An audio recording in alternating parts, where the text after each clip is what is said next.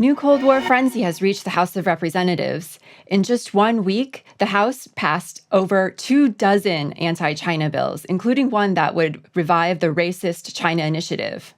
We'll talk about this and more on this week's China Report.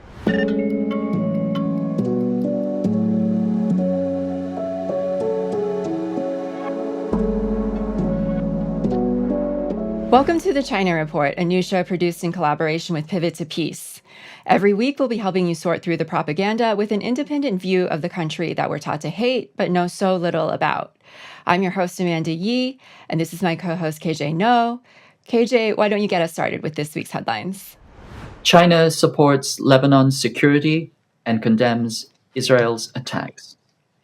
China's Foreign Minister Wang Yi fiercely condemned Israel's massive attacks on Lebanon that left over 500 dead and sent tens of thousands fleeing for safety. Wang Yi asserted that Beijing supports Lebanon in safeguarding its sovereignty and security and stated, "We pay close attention to developments in the region, especially the recent explosion of communications equipment in Lebanon. We firmly oppose indiscriminate attacks against civilians." Wang Yi also emphasized that China would stand on the side of justice and on the side of Arab brothers, including Lebanon. The U.S. has sent surveillance aircraft to the region, but has been silent about the Israeli aggression. China has fast become a research powerhouse. According to a recently released report by the Institute of Scientific and Technical Information of China, Chinese research papers over the past decade have now surpassed the global citation average. The report finds that areas such as materials science, engineering technology, chemistry, environmental and ecological studies, computer science, agricultural science, and mathematics garner the highest citation rates from international scholars. In 2023 alone, over 40% of citations for Chinese papers came from countries outside of China, reflecting the global reach of their research. YouTubers visiting China are spoiling the West's anti-China narrative. The billionaire-owned Daily Telegraph is complaining that foreign travel YouTubers are reporting on what they see and experience in Xinjiang, and thus spoiling the U.S. propaganda allegations of a genocide. Scores of YouTubers have visited and posted videos of their visits to Xinjiang, despite State Department claims that Xinjiang is inaccessible to foreigners due to repression and State Department warnings not to go there. There are no restrictions on travel for tourists, many for whom visa-free entry is available. Obviously, there are no restrictions on filming either. Many have posted videos showing how happy the people are and how culturally well-preserved and vibrant the region is.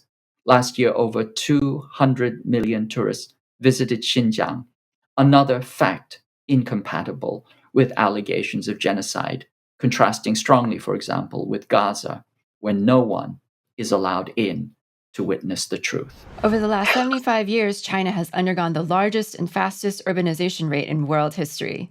That's according to a new National Bureau of Statistics report released on Monday. China's urbanization rate, which measures the ratio of permanent urban residents relative to the total population, rose by 55.52 percentage points from the end of 1949 to 66.1% by the end of 2023, according to the report. At the end of 1949, China only had 129 cities with a combined population of just over 39 million people. The number of cities reached 694 at the end of 2023, with a combined population of over 673 million. As urbanization advances, China has lifted almost all limits on household registration in cities with fewer than 3 million permanent residents, making it easier for those from rural areas to permanently settle down in the cities. The U.S. plans for war with China in 2027.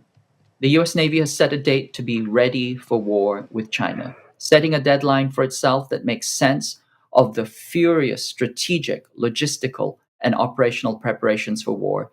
The U.S. Navy has said that it plans to be ready to fight China by 2027. Naval Plan 2024 includes the preparation of long-range missile strikes, robotic and autonomous warfare, choking off sea lanes, and attacks on communication systems to defeat China, putting into operational reality plans originally mapped out over a decade ago in the air sea battle war doctrine, itself derived from air land battle, derived from Israeli war doctrine. The US also asserts that it can and will win this war, despite having fought China previously and having been unable to prevail. CNAS, the Center for New American Security, which created the doctrine of war for Afghanistan and Iraq, has argued that nuclear strikes must be seamlessly integrated into any war plans against China. Top Japanese politician wants Japanese military base in the United States. A candidate for the president of Japan from the ruling LDP party has stated that he would establish a Japanese military base on US soil.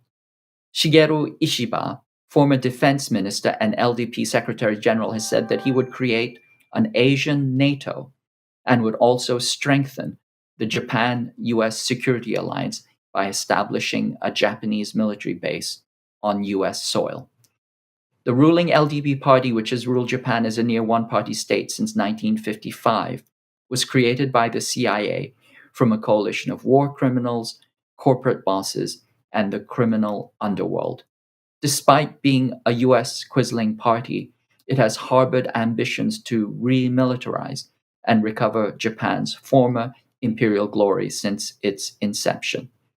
Japanese troops in the US should have the same privileges as US troops in Japan, Shigeru asserted. And now to our main story. Earlier this month, the House of Representatives, as part of its so-called China Week, passed 25 anti-China bills. That is over 24 bills intended to counter China. These range from bills that would allocate more funding to anti-China messaging overseas to putting even more restrictions on the imports of Chinese EVs. And there's even one that would revive the Trump-era China initiative. Now, to be clear, these bills still need to go through the Senate and be signed by the president to become law. But I think this week, this China week, in which they passed over 24 bills, seems to be reflective of a new escalation in the Cold War. KJ, I don't know, there's a lot to talk about in terms of these bills, and obviously we can't go through all 25 on this show because we just don't have the time. But I'm just curious, your first impressions of these bills that were passed and what this signals in terms of the new Cold War on China. Well, what it signals is that there's serious escalation and momentum to war with China. I mean, anybody who goes to Washington will come back and tell you how astonished at how loose and determined the talk about war with China is. It seems like all of Washington has made up its mind that it's going to go to war.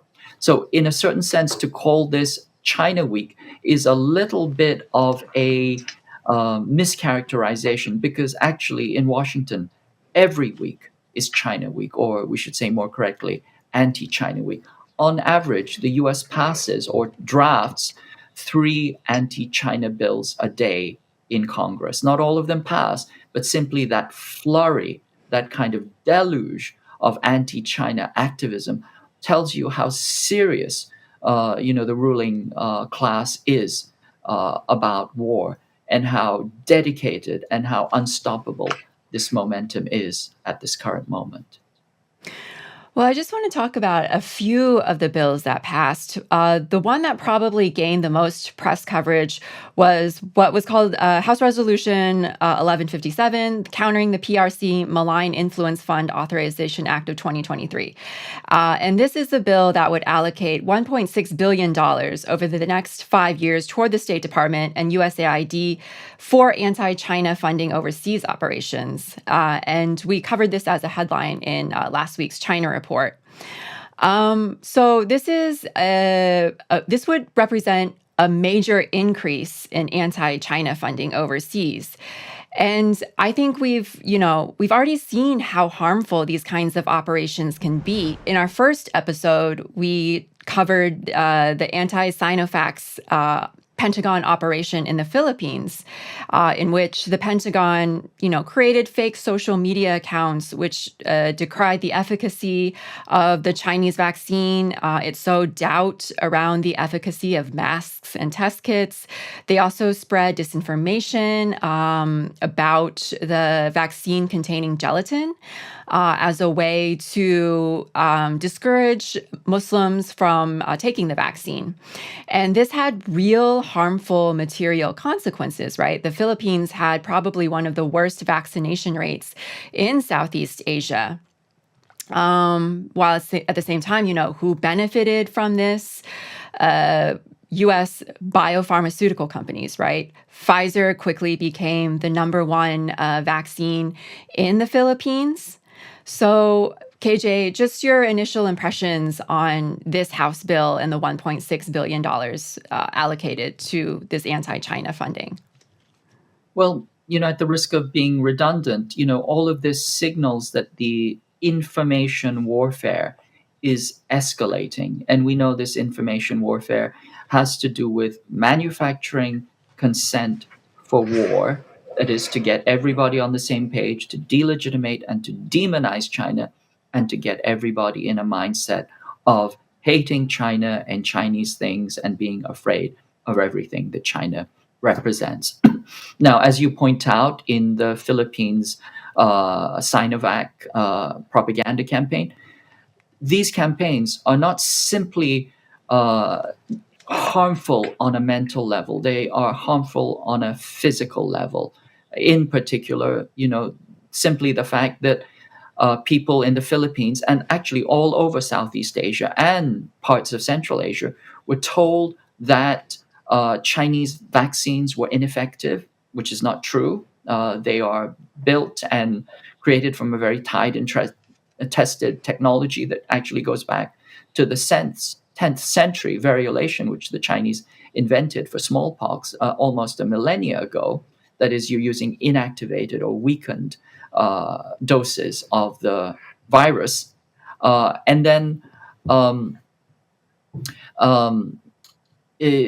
they also said that PPE masks were also ineffective. And so by spreading this type of rumor, we know that the Philippines saw tens of thousands of deaths, and it had the lowest vaccination rate of any country in Southeast Asia. And so these negative effects of this type of propaganda are very concrete and tangible. The harms are very, very real. The other harms that we can point to are the massive Asian American attacks inside the United States and inside the Anglosphere, where Asians are simply attacked for no other reason than the fact that they look Asian, that they are mistaken for being Chinese.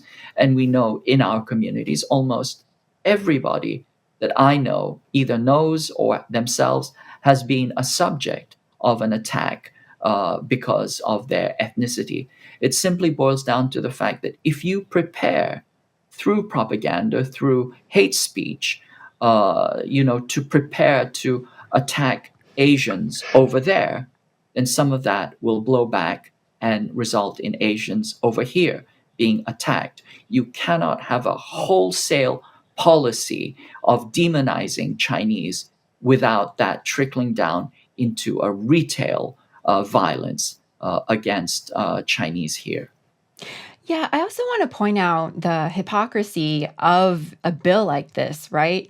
Just earlier this month, the Department of Justice, they indicted 2 RT employees under FARA, the Foreign Agents Registration Act, as foreign agents for supposedly publishing videos that further Russian interests.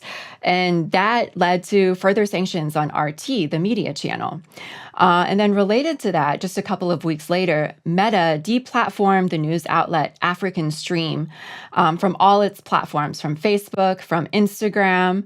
And then Secretary of State Antony Blinken accused RT of secretly running African Stream. So to the U.S. government, I'm not really sure about this link, but to the U.S. government, anything that challenges the imperialist narrative to them must be puppets of Russia or puppets of China. puppets of Russia in the case of African Stream, right?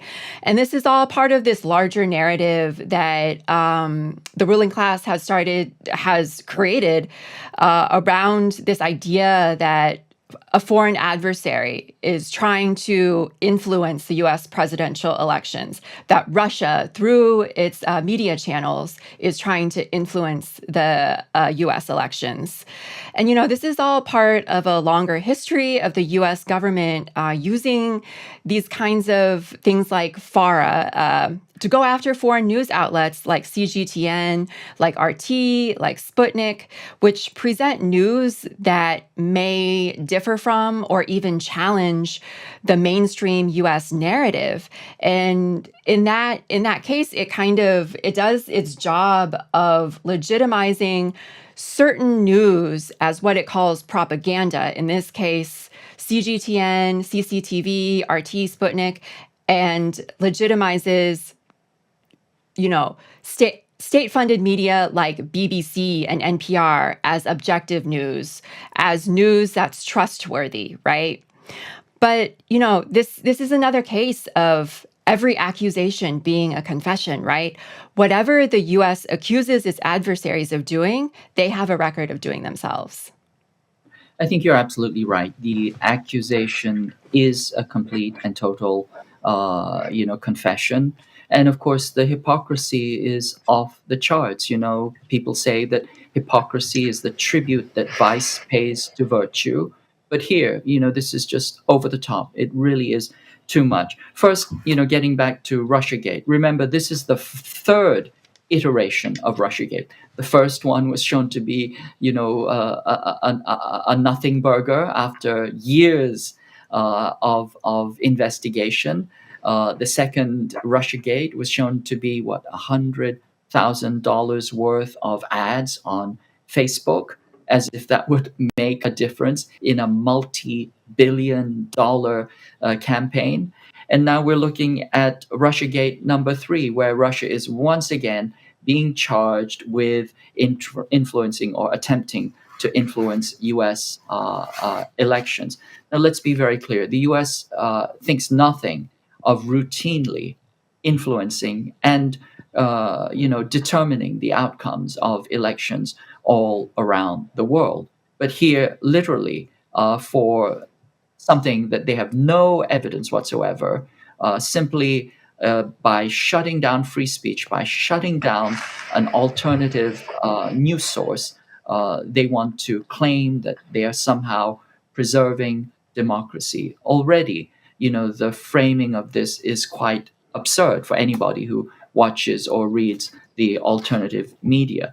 But I think the other thing to really pay attention to is that the U.S. believes in maintaining complete and total narrative dominance. That is how it maintains its hegemony. It has to have the strongest and most effective, for lack of a better word, brainwashing. Somebody said that the greatest trick of the devil was to make the world believe that he didn't exist. I would say the greatest trick of the US media is to make people believe that it doesn't do propaganda. But we are being deluged with propaganda. It's this kind of nonstop fire hose. Just to frame this in a larger geostrategic sphere, I just want to point out that the US sees the world as a series of domains that it has to control or dominate, and refers to this as full spectrum dominance. The domains are, as we can see, there's the land domain, there's the sea domain, there's the air domain. All of these are theaters or battles of war. These are domains that have to be controlled. And then it also sees space as a domain that has to be controlled. That space includes both cyberspace, outer space, and information space or mental space itself. And the US believes that it needs to have total and complete dominance in all of these domains. The other thing to note is that each domain has a kind of precedence, a sequence, or a kind of a range of dominance. So, for example, sea dominates land, air dominates sea and land, and then cyber dominates both air, land, and sea, as does space. And so you see this kind of sequencing happening, for example, before Israel went in and started these savage attacks against Lebanon. It attacked the cyber domain in here, in this situation, the communication system. And so we can see a very deliberate sequencing going on. And in the current moment, what the US wants is it wants complete control over the information space, that is mental space, your mind. It wants to occupy and have complete dominance so that it will have continued dominance as it rolls out its preparations for war. There's a very definite sequencing going on, and we're fully enmeshed in this first domain of preparation for war. All of this is to say that $1.6 billion is simply more money for more propaganda to prepare us and to build consent for war. You know, KJ, a few minutes ago, you made a really good point about how U.S. foreign policy abroad will inevitably affect the diaspora at home. Since this escalation of the new Cold War, there have been like an unprecedented number of attacks on Asian people, especially women and the elderly. And I can think of no other piece of legislation that, so much targeted Chinese people than the China initiative, the Trump era China initiative. And I want to bring attention to one of the bills that was passed in the House during China Week. It's called the Protect America's Innovation and Economic Security from CCP Act of 2024. But basically, this bill, if passed into law, would revive the China initiative, and it would reinstitute it as what they would call the CCP initiative, which would be a 6-year program under the Department of Justice again, which would again target Chinese researchers and scientists in the U.S. And again, accuse them of espionage and intellectual property theft. So this is a dangerous, racist legislation that it is wanting to bring back, right? Under the first China initiative, I think 112 Chinese scientists lost their jobs, and many more had their lives ruined because they were living for years under these accusations, under the threat of, possibly even going to prison for these charges that were absolutely ridiculous. So, KJ, I'm interested to know, what do you think of them bringing this back? And can you speak a little bit to how the impact that the original China initiative had on the lives of Chinese academics in the U.S.? Well, I think the first point to make out about this is that it relies on an extraordinarily racist trope. And that racist trope is that the Chinese are not here as honest researchers trying to work for the common scientific good, but that they're actually thieves, that they are deceitful and that they are dangerous and they're stealing U.S. technology for China. The first thing to note about this, not simply its racism, but how absurd it is, because Chinese do an inordinate amount of the really important cognitive labor and the pioneering cognitive research that is necessary for scientific development. And I believe that all of them do this because they are interested in science, that they have a sincere and deep conviction in improving human lives, for example, through medicine and through other technologies. And ultimately, what this does is it creates a scientific commons. It creates a knowledge commons that enriches everybody, that serves everybody, that helps all of humanity improve its condition, as well as the trickle-down effects of technology and commercialization, etc. So by attacking this at its core with a really ugly racist assumption, it does several things. As you point out, it really hurts the scientists themselves. And we've already mentioned scientists who have committed suicide because their research labs were shut down and their funding cut. It really kind of Mhm. hurts them at the core of their being and their vocation in life. Yeah, But also, a few weeks ago, you actually talked about Jane Wu, the scientist at Northeastern University in Illinois, who I believe under the China Initiative, she had her lab taken away from her.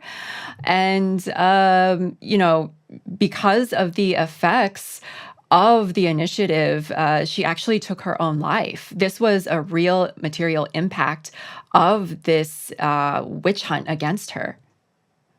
absolutely. And she was, a prominent researcher doing work in neurodegenerative diseases, Parkinson's, Alzheimer's, dementia. So we can speculate that there are lines of research that she was pursuing that could have been truly helpful for people that perhaps may not be pursued anymore because she's no longer alive to do that work. But there are other scientists who have been doing equally important work in many, many comparable fields. And I think those fields will either be shut down to the detriment of scientific knowledge everywhere, or another thing that we're seeing, and this is where it becomes clearly self defeating, is many Chinese are choosing to leave the United States and go to China and work there because currently it is actually the best place to do science. It also does, as you pointed out in the headlines, there's the top research right now is coming out of China. So much for the notion that the Chinese cannot be creative. Actually, all the really kind of cutting edge creative science and technology is coming out of China. As we said before, 57 out of 64 critical science technological fields China has the critical edge in. But let's just think about this in just kind of this very basic way. You are somebody who's come to the United States. You spent your whole life studying and devoting your life to a very, very complex field of study. And then all of a sudden, you find this incredible racist suspicion over you, essentially, that you are researching while Chinese. That's essentially what the China Initiative. It's researching while Chinese, and then they're turning you into an accountant and a lawyer because if you make the slightest process error in filling out any of your forms, and God knows these federal forms are incredibly complex and incredibly easy to make a mistake on. If you make the slightest process error, that means that your life will be destroyed because the federal government is going to throw every single asset that it has against you to bring you down. I mean, that is an intolerable situation, and it will have exactly the opposite effect that the US purports that it wants to do, which is to prevent Chinese researchers and students functioning as like ants. That is to say, again, another racist framing, but they're like ants, moving 1,000 grains of sand, every little Chinese researcher stealing a little bit of the research puzzle and then moving it over to China. None of that, will happen. And therefore, the US will be safe. No, it won't. Actually, humanity will be weakened and impoverished because of this. And certainly, US science and technology will suffer. Well, like a lot of the other bills that were passed as part of, so-called China Week, this is like another case of the U.S. shooting itself in its own foot because, like you mentioned a few minutes ago, most of the cutting edge scientists now from China are not going to want to come and study and do research in the United States because they don't want to be, targeted in this witch hunt. They don't want to be, persecuted under this like new CCP initiative or the China initiative or whatever. There's actually one thing I want to mention before we move on is there's this really good MIT technology review report of the China initiative that was published in 2021. You hear about, these scientists being charged for espionage, being under investigation by the FBI. You read the headlines, and you don't really understand that these are actually very trumped up charges, right? They were basically throwing anything at the scientists. But this MIT Technology Review, they did a report. They studied, all the charges brought against everyone under the China Initiative. And this report concluded that the Department of Justice had, and this is a quote, had neither officially defined the China Initiative nor explained what leads it to label a case as part of the initiative. And they also found that nearly 90% of those targeted under the initiative were of Chinese descent, so very clear case of racial profiling. The program had touted itself as supposedly going after scientists for so-called espionage activities and theft of intellectual property. But what ended up happening was that a lot of the Chinese scientists ended up being charged with what they called research integrity issues. Like you mentioned a few minutes ago, in a lot of cases, academics or researchers were targeted for simply failing to disclose, a foreign affiliation on a grant-related form, simply targeted for filling out a form or paperwork wrong. And it also found that of the nearly 24 indictments brought against academics under this initiative, most of them ended up in dismissals, like overwhelming majority of them ended up in dismissals, with a lot of the defendants accusing FBI investigators of misconduct and racial profiling. Basically, these investigations ruined their lives. Absolutely. They ruined their lives, and most of them spent, years fighting these charges. They drained their bank accounts, they mortgaged their homes, and all this on what we would call process crimes, minor errors that could very, very easily happen, simply because, as I said before, these forms are not easy to fill out. Sometimes they're not well defined, and the way that some of this legislation has been written is very, very broad. So it's hard to define, but simply the fact of making an error then becomes a federal case. That is a very, very frightening situation to be in. I mean, the US is already extraordinarily over-regulated. It is repressive in the fact that it has so many laws on the books, most of which we have no idea that they actually exist. Some legal experts, estimate that from the moment we wake up to the time we go to sleep, we commit on an average, 2 felonies a day. And if anybody wanted to come after you, it would just simply be a matter of tracking and, surveilling you in order to pounce. But this is the kind of situation under which Chinese researchers find themselves. They're being discriminated against, they're being surveilled, that every single action is being, held up, held under a microscope. And under those circumstances, I cannot imagine a Chinese researcher, or even an Asian researcher, wanting to continue to work here. Most recently, Charles Lieber, Harvard professor in nanotechnology, has signaled that he is likely to leave the United States and go to Hong Kong, China, because he himself was prosecuted and persecuted once again for, process crimes. But essentially, this has to do with the notion that we are going to exclude China from the information technological sphere. We're going to prevent China from advancing in science.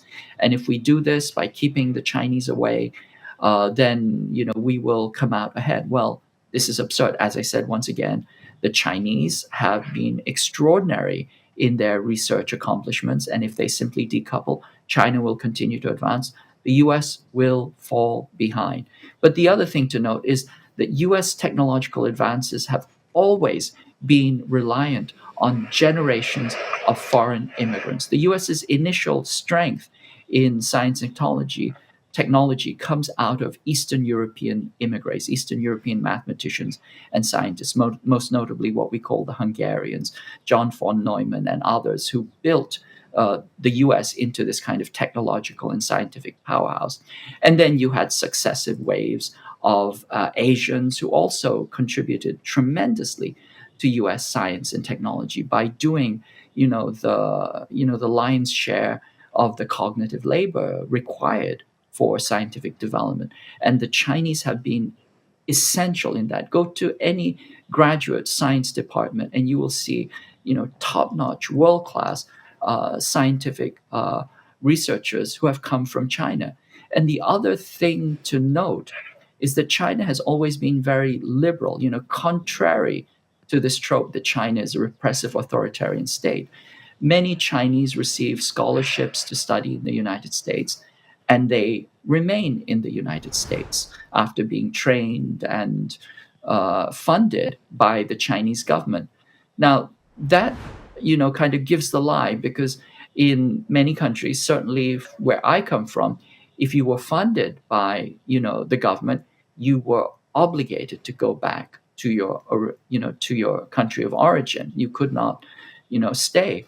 But the Chinese government for decades has been extraordinarily lenient with its bursaries, with its scholars and students, and just simply let them, live out their lives as they choose. It has never coerced them to come back. But now it is U.S. coercion and U.S. repression, which is actually, incentivizing many of these Chinese to return to China. So once again, extraordinarily short-sighted and extraordinarily self-defeating.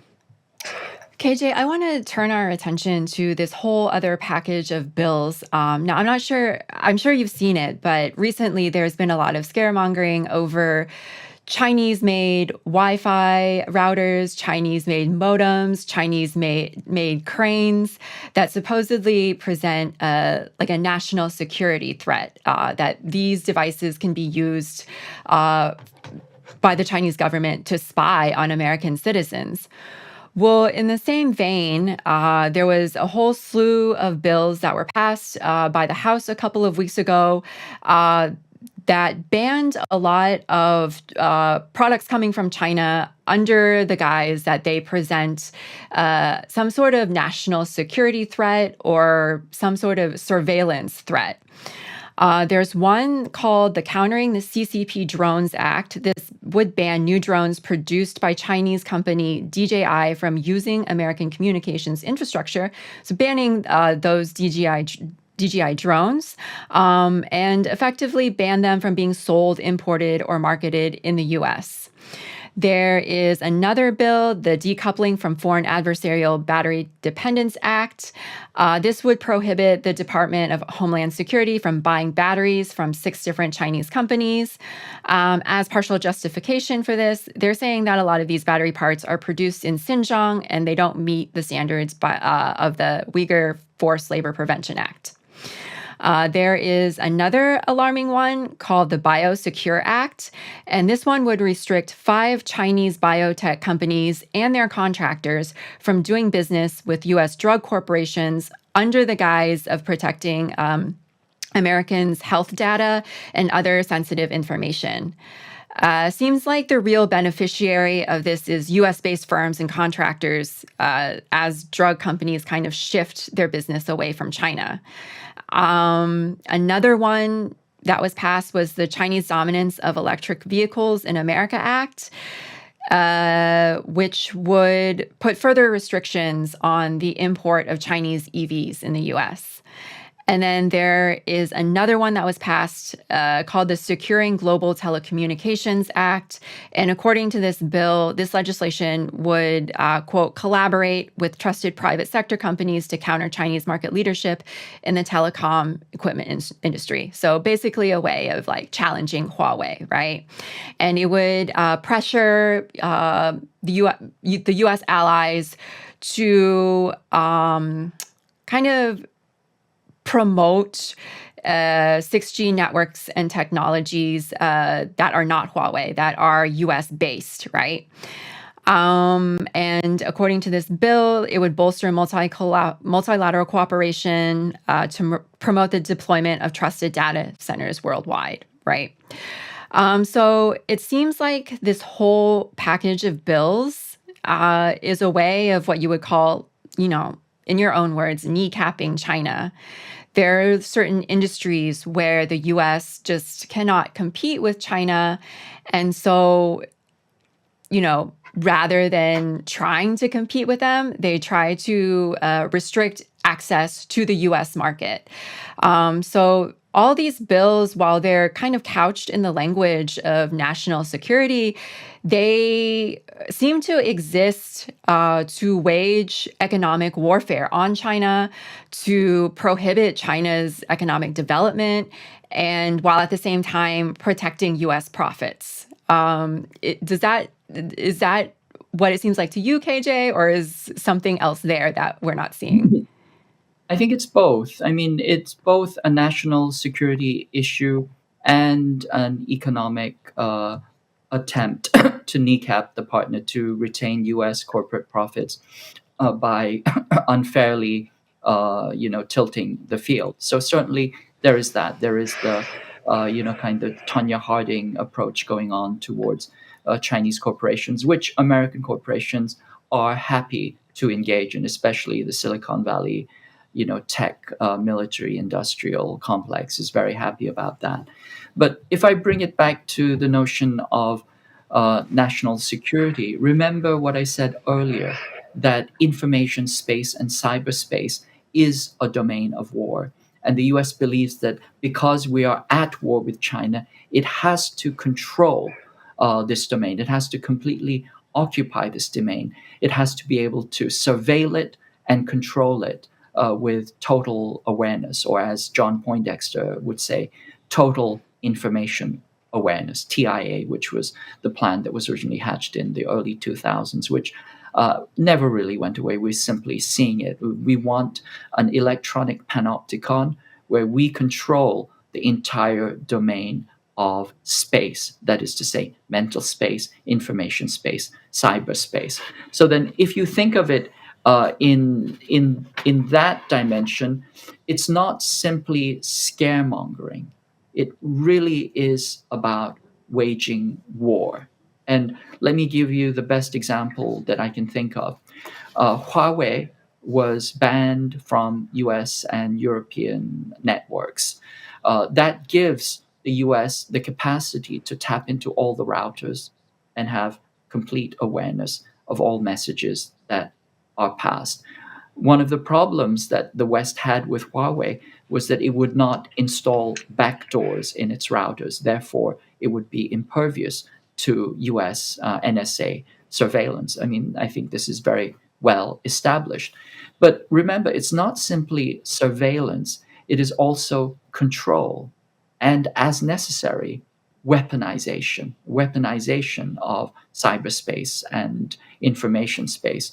So the other example that we can think of is that just before about 4 months in April, before the pagers that exploded in Lebanon were contracted and distributed, a Chinese walkie talkie and pager company was sanctioned. And so that put China out of the market. And therefore, the Hezbollah had to look for other companies, which we now know were rigged and booby trapped, who had their equipment rigged and booby trapped. And so what we're seeing right now is that we're seeing the weaponization of the cyberspace into what we could call an internet of deadly things. This has been, the kind of conceit that, technology will create this interconnected, networked, intelligent, sensor-based internet of things. Well, we're starting to have that now, except that it is an internet of deadly things, and that anything and any equipment that we touch that is connected to the web or which is electronic or can receive a signal in some fashion has the potential to be weaponized, to be turned into a weapon, a deadly weapon. And so essentially, what we would consider the internet as a minefield has literally been turned back into a minefield, a literal minefield. And that is a very dangerous and scary situation. Regarding batteries, I just want to point out that the United States and the Biden administration, they talk the good talk about um, trying to reduce greenhouse gases, but electrical vehicles have to be a very, very important part of that transition and solution. And by penalizing Chinese EVs and new energy vehicles and energy technologies such as storage batteries, you are essentially sending the message that you do not consider greenhouse gases and climate warming to be a threat. The real threat is China. And if it's a choice between global warming and China, we are on the side of global warming because it's more Right. important to defeat China. Yeah. That is absolute madness. Even the name of that bill is, scaremongering, right? The Chinese Dominance of Electric Vehicles in America Act. That name is so misleading because there's really no Chinese dominance of electric vehicles in the There are none. US. Like There are the no Chinese Chinese EVs EVs. only make up 2% of the US market. So it's a completely unnecessary bill because there's no Chinese dominance. Yes, but it is again the standard threat mongering. If Hmm. you want to understand any of the information or the propaganda around China, you can think of the 4Ds: that they are dangerous, that's the threat mongering, that they are deadly, that they are uh, deceitful, that they're always cheating or stealing, and that they're despotic, that they pose a kind of authoritarian threat. So dangerous, deadly, despotic, and deceitful. This is how everything is going to be framed. And as I said before, with this additional $1.6 billion, we are going to be fire hosed with stories of this type. We're going to be deluged with anti-China propaganda. And so then, it comes back on us to think, what can we do? One of the things that we can do is reclaim our own mind, our own capacity for critical thinking. You do not want to let your mind, which, as I said, the Pentagon sees as a theater of battle, a domain of battle, be occupied and be narratively controlled. We have to exercise our own critical thinking and be skeptical about any of this propaganda against China, which, if you just put a little bit of common sense towards it, you can immediately debunk. We talked earlier about the genocide in quote unquote genocide in Xinjiang. I mean, Xinjiang has 11 million Uyghurs. If it were true that millions were being genocided or that millions were being put into prison, remember, half of that 11 million are children. So if you look at working age adults, you're looking about 5 million, 5 or 6 million people. If you were to incarcerate millions of those people, the moment you arrived in Xinjiang, you would notice and feel that difference. You would see a visible absence of adults and parents. And that is certainly not the case. And this is what people are seeing or realizing as they go there. They see that people in Xinjiang are having happy, prosperous lives, and that all their culture is preserved. They speak their own language, they practice their religion, they live their lives. There are 24,000 mosques in Xinjiang, and people can see for themselves and feel for themselves, what the truth is. So if we just apply some basic critical thinking, we can escape from this bombardment of propaganda where, as William Casey said, their project is to be successful by making everything we believe a lie.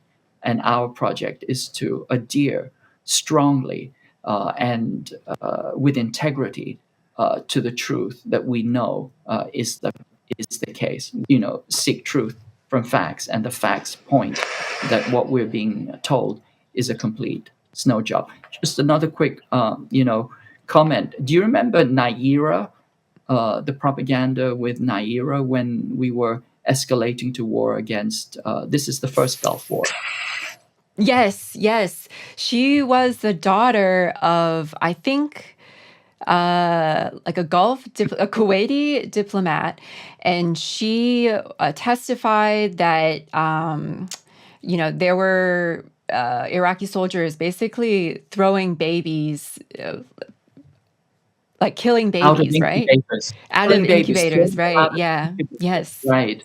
Yes, and she said she was present in the maternity ward and she saw hundreds of babies tossed on the floor as these Iraqi troops, took away the incubators. And if you watch it, it's quite extraordinary. I mean, I Hmm. watch it and I know it's a lie. And even then, I am moved. I mean, almost moved to tears. I mean, it's such an extraordinary human rights violation, except that it was a completely designed campaign. It was designed It by wasn't Hilton and true at Knowles. all. Wasn't true at all. But even if we didn't know this, we could just do a little bit of critical thinking. Kuwait is a tiny country. Its population is probably a few million. They do not have 500 premature babies a year. At best, it's a few hundred. And for all 500 premature babies to be clustered in a single maternity ward, in a single hospital, in a single day is just impossible. It is not possible for that to happen. So we know, if we think critically, that that is a complete fabrication. But if we watch, the tape, and perhaps we can show it, it is just kind of astounding how effective that kind of propaganda is. It really gets you, in your heart. And I think that we're also going to see very, very skillful propaganda of this type being generated by PR agencies and ad agencies because they have access to those skills and funds. And we're going to see a lot more of stuff like that. So we have to exercise extraordinary caution and extraordinary critical thinking. We just have to think of it, before the infantry goes in, you want to create a no-fly zone. You take out all the resistance, the anti-aircraft fire. You create a no-fly zone. But before war itself happens, the war makes sure that you are in a no-think zone, no critical thinking. And that's the place that we can start to resist. We reclaim our right to think critically. We claim our right to understand and to know the facts rather than simply to succumb to this barrage of propaganda that essentially wipes out a capacity for critical engagement. That's an important reminder. And like we said earlier, these bills have just passed through the House. They still need to go through the Senate, so they're not a legislation yet. But what these bills do represent is a major escalation in the Cold War and a major escalation in the propaganda war that we're going to be seeing over the course of the next few years. And we definitely have to prepare ourselves for that. We have to prepare to think critically about every headline we see about China in the news. Don't feed the beast. That is to say, we know that what these propaganda outlets are. They're mostly MSM propaganda outlets, and every single one of them has their little begging bowl out there. Like The Guardian always says, nobody's funding us, please fund us so we can continue to give you the unvarnished truth. Don't feed the beast because they're already gorging with funding from the Pentagon trough, and there's no need to feed them. Instead, I think you should, if I may be so bold, as to support Breakthrough News, China Report, and of course, please like, subscribe, and share. That is also helpful. Absolutely. If you enjoyed this episode, please like, share, and subscribe, and check out all of our other episodes.